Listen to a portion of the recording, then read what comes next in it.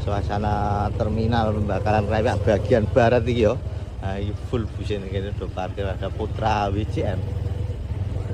Motor kok ngene lho. Nah, Putra Ardian. Motor kudu macet lho. Kok bus wetan kulon.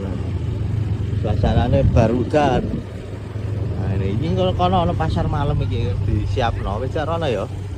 Pembakaran Krapyak.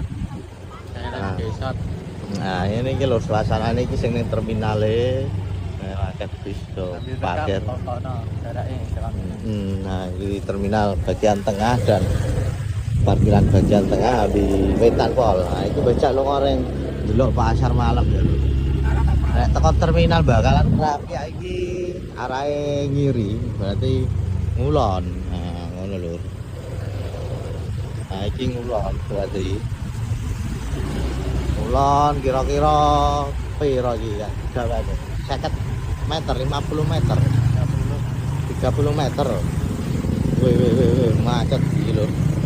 Ono mobil rame lho, padat.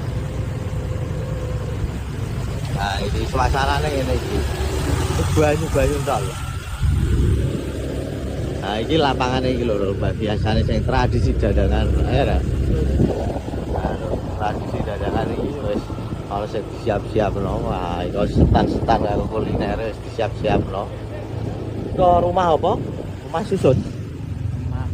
Nah, lho wis ana prosotan apa iku jenenge? Rainbow Sleep. Nah. Ini iki wis disiap-siap lagi, sebagian ada yang udah sampai di terminal Bakalan Krapyak. Acara apa iki? Tradisi dagangan ya biasanya ya. Ora. Iki kira-kira kurang pirang dino iki bahanane teko kabeh. Iki lagi sebagian dimuat, dibongkar, dipindah di sini nanti ya semuanya. Oh, ning Kudus iki ya ana akeh iki pasar malam, ana pirang-pirang titik iki sing ning terminal Bakalan Krapyak.